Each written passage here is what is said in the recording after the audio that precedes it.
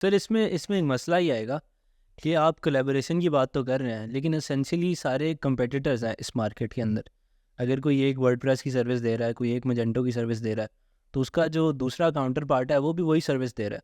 तो वो चाहेगा कि मेरी सर्विस बिक जाए और मैं प्रॉफिट का ज़्यादा चंक ले जाऊँ।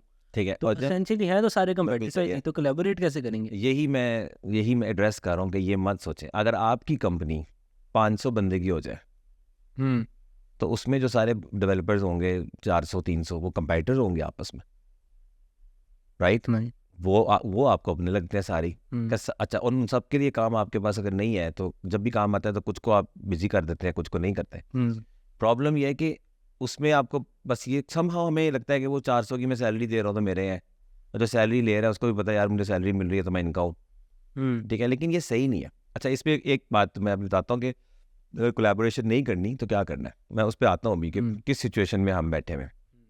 पहले मैं बता रहा हूँ कि वो रेट्स की बात मैं कर रहा हूँ कि रेट जो मतलब हमें यानी मिलता है वो इतना नहीं होता मार्केट में कि हम कोलैबोरेशन कर सकें। कि अगर मुझे $20 में काम मिल रहा है तो मैं आगे किसको कितने में दूंगा, कोई 10 में करेगा मेरे लिए काम, और करेगा तो मैंने जैसे कहा कि वो तो काम ही खराब। हाँ। अच्छा, यहाँ पर ये है कि मैं कभी ये करूँगा कि 20 में मुझे काम मिला है मैं 18 में काम आगे दे दूँ और दो डॉलर रख लूँ। ये मैं नहीं करना चाहूँगा। मैं $2 में मैं 20 का काम लाया और दो में करूँ। ये एक प्रॉब्लम है। फिर इसमें एक और सवाल भी राइज होता है, वो इसका ना एथिकल डायमेंशन पे होता है कि अगर किसी क्लाइंट ने आपको $20 का काम दिया और आगे आप उसको फॉर इंस्टेंस $18 पे भी दे रहे हैं, तो जो क्लाइंट को काम मिल रहा है वो तो $18 की सर्विस के बराबर का मिल रहा है ना। तो ये थोड़ा सा मतलब एथिक्स भाई की कोई नहीं इशू नहीं तो बन जाता? तो आप जब $20, ये तो नहीं, ऐसी बात नहीं है मेरे ख्याल से। $20 में आपको काम मिल रहा है तो जो जिस डेवलपर को आप तनख्वाह दे रहे हैं वो तो फ्रेश ग्रेजुएट है, उसको तो आप मुश्किल से 80,000 रुपये दे रहा है, तो काम तो उसको 80,000 रुपये मिल रहा है या लाख 1.5 लाख का मिल रहा है। तो मैं तो कह रहा हूँ कि इसको ज़्यादा शेयर करने की ज़रूरत है कि उसमें ज़्यादा क्वालिटी इस सेंस में आ जाती है मेरे ख्याल से कि आप एक बंदा एक कंपनी उस चीज़ में स्पेशलाइज्ड है, ठीक है, लेट्स से आप उसको काम दे रहे हैं, पर उसका जो फाउंडर्स है या जो उसके टेक्निकल हेड है उनकी नॉलेज को आप एक तरह से डिप्लॉय कर रहे हैं अपने प्रोजेक्ट पे। क्योंकि वो जब एज अ कंपनी या एज अ ग्रुप या as like some unit deliver करने की तरफ आएंगे तो उसके अपने सारे जो एलिमेंट्स हैं वो मतलब एक्टिव होके आपको डिलीवर कर रहे हैं service. So you are not just buying one developer, you are actually buying reputation of that company in a way. Like buying नहीं कहूँगा, but you are putting the company's reputation at stake कि भाई अगर आपने काम खराब किया तो आपका मतलब क्या है, आप फिर क्या काम डाली हुई आपने, तो मैं आपको 18 देने को तैयार उसमें अगर आप काम, लेकिन मैं अभी कह रहा हूँ कि शायद 18 पे भी वो काम ना करना चाहिए। सो मेरा ये मानना है कि in collaboration one should determine the minimum rate for the delivery company. अच्छा। वो 18 हो तो कम से कम हो तो अच्छा है। वहाँ पे ऑनेस्ट रहना चाहिए। हम जितनी अपनी प्राइस कंपैरेटिव रखेंगे उतनी चीज़ें हो सकेंगी, लेकिन डोंट ओवर किल। मतलब अगर वो कंपनी में अगर एक डेवलपर है और एक कंपनी है, so with in the company developer की सैलरी कितनी होगी और उस हिसाब से जो है ना हम ऊपर एक सर्टन मार्जिन रखें, जो कि मैं समझता हूँ 30% margin, that's straight forward. So company should मतलब हर कंपनी को 30% मार्जिन टारगेट करना चाहिए, और उसके नीचे कॉस्ट है तो कॉस्ट आमतौर पे डेवलपर को दे उसकी सैलरी, उसके ऊपर जो अपनी 15-20% डालनी है 50% कर लें। सो अगर $18 पे काम पकड़े $9 से $10 में आपको पड़ना चाहिए वो काम। अच्छा, हाँ, इन डेवलपर को 9 से हाँ, 10 जाना चाहिए। और अगर वो 12-13 पे पढ़ रहा है, 14 पे पढ़ रहा है तो आप, या 15 पे पढ़ रहा है तो आप उसको थोड़ा अपना 18 से बढ़ा के 22, 23, 24, 25 तक भी ले जा सकते हैं।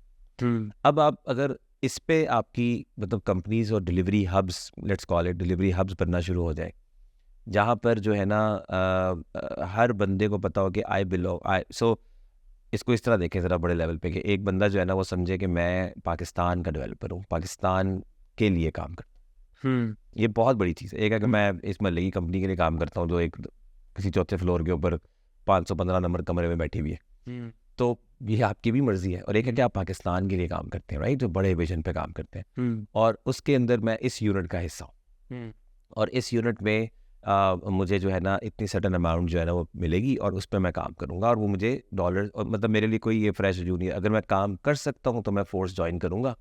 अगर मैं अभी अंडर ट्रेनिंग हूँ और मैं डिलीवर नहीं कर सकता, कुछ भी नहीं कर सकता, तो या तो मैं ज्वाइन ही ना करूँ, और अगर करता हूँ तो फिर जो है ना मुझे कॉम्बिनेशन में काम करना पड़ेगा। उस केस में मुझे वो जो बजट है मतलब जो 12-15 का है जो भी रखा है, वो फिर डिवाइड होगा और फिर मुझे उतने ही पैसे मिलेंगे। तो बिल्कुल। वही इसी तरह मार्केट सैलरीज डिटरमिन की जाती हैं। हम्म, तो वहाँ पे उसकी एक्सपेक्टेशन, लेकिन अगर वो डिलीवर कर सकता है विदाउट हेल्प विदाउट समथिंग, तो उसकी एक जंप भी लग जाएगी उसमें। उसको ये मसला नहीं होगा कि वो वेट कर रहा है, भले 80,000 से शुरू हुआ है, फिर एक 10 पे गया है, फिर एक 50 पे गया है। उसको एक अजीब सी टेंशन रहेगी कि यार मैंने तो 2 साल में 2 लाख मतलब क्रॉस करना है। यहाँ पे ये है कि भाई आप ये क्वालिटेटिव आपके मेजर्स हैं, अगर आप ये पूरे कर लेते हैं, क्लाइंट संभाल लेते हैं, तो आपको 15 पूरा रख लें आप हमारी तरफ से। लेकिन $15 का मतलब है, आई वुड से कि क्या मतलब पाकिस्तानी अच्छे पैसे बन जाते हैं, 6-7 लाख रुपए बन ही जाता है शायद। तो इतने पैसों में आप ये समझो कि आप एक अच्छी सैलरी कंसिडर होनी चाहिए, ठीक है। और ये आपकी एक तरह से इससे ज़्यादा एक्सपेक्टेशन नहीं होनी चाहिए, अनलेस कि आप अपनी ओवरऑल इंडस्ट्री को इस लेवल पे ले जाए कि आप एंड क्लाइंट को बहुत ज़्यादा चार्ज कर सकें। जैसे दुनिया चलती है, जैसे यूरोपीय कंपनियाँ चलती हैं, तो $100 चार्ज कर सकें, तो उस केस में आपने डेवलपर को $30 दे दें, $40 दे दें, राइट। तो मेरा ये कहना है कि कोलैबोरेशन में आपका एक सर्टेन अमाउंट है, उसको डिटरमिन करें, उससे नीचे कोलैबोरेशन नहीं हो सकती। और आपका भी अपना परसेंटेज भी 30% रखना चाहिए। So that 30, let's say developer 15, add 30-40%, whatever that amount, मैं तो एक फार्मूला बता रहा हूँ, और उसके ऊपर भी 30-40% रख के, तो उससे नीचे आप प्रोजेक्ट नहीं पकड़ेंगे फिर, क्योंकि फिर आपको कुछ बचेगा नहीं, राइट।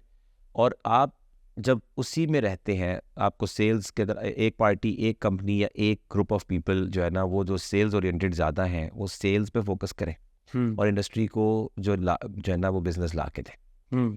और बड़े बड़े यूनिट्स में हमें काम करना चाहिए, मेरे ख्याल से 500,000 के यूनिट्स में हमें अच्छा कंपनीज फॉर्म करनी चाहिए। हाँ बिल्कुल, एक दूसरे को सपोर्ट करने के लिए कि और उसके अंदर रहते हुए हम फुल स्टैक हो जाएंगे हर चीज़ में। हमें हर तरह की टेक्नोलॉजी के हम बंदे हम विंग बना सकते हैं, इसमें UX के बंदे भी आ जाएंगे, उसमें PHP के भी आ जाएंगे, उसमें हर तरह की ब्लॉकचेन के बंदे भी उसमें घुस जाएंगे। कंपनीज है ना कोलैबोरेट करनी चाहती हैं।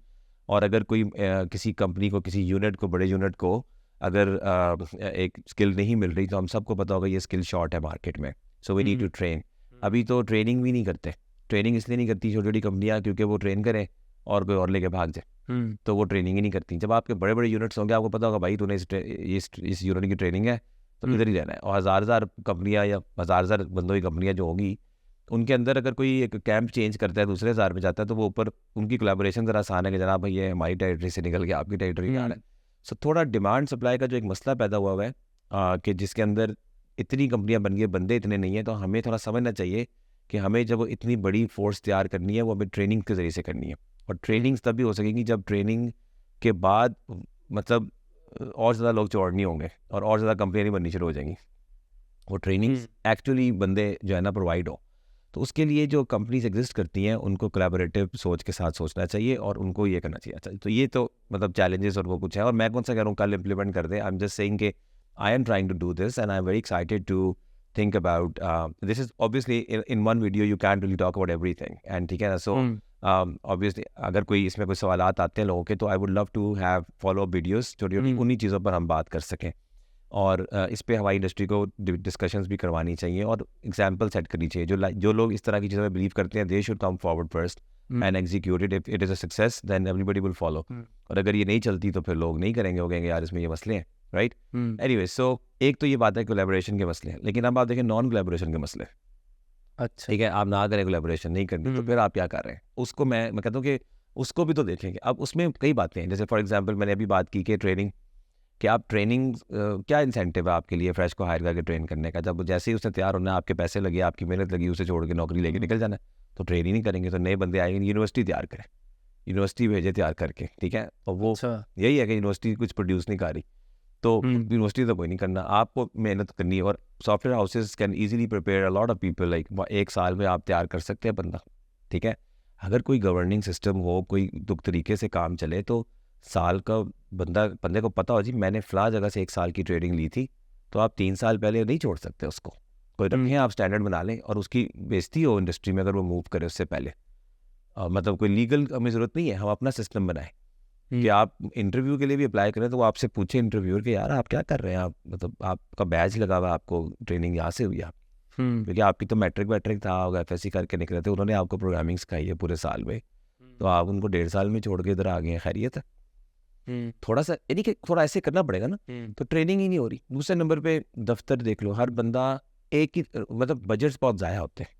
अब मैंने वो बात में कर रहा था कि लेट्स से 20 कंपनी है, सब चाहती हैं अपने एम्प्लॉयज़ को एंटरटेनमेंट दे। मैं पहली कंपनी हूँ, मैंने फूसबॉल खरीद ली। अच्छा। तो मेरी एम्प्लॉई है कोई मेरा, उसके तुम क्लास फेलो हो, ठीक है, तो वो तुम्हें फ़ोन करके कहता है मेरी कंपनी में तो फूसबॉल है। तुम अपने बॉस को कहते हो सर मेरी कंपनी में तो फूसबॉल ही नहीं है। तो उस अपने बॉस को वक्ता पड़ गया, उसने भी फूसबॉल खरीद ली, एक और ने फूसबॉल की मार्केट ऊपर चली गई, ठीक है। और हमें जो है ना 20 फूसबॉल बिला वजह खरीदनी पड़ गई कंपैरेटिव होके। तो हम अपने लोगों को इस तरह की चीज़ों पे तैयार कर रहे हैं, इस तरह की चीज़ों पे अट्रैक्शन हो रही है। हमारे दफ्तर में बोतलें फ्री मिलती हैं, हमारे दफ्तर में जो है ना आईसी फ्री मिलता है। अब अजीब लोगों पे है कंपनियाँ, ये इस तरह होना चाहिए, ध्यान किस तरफ लगा हुआ।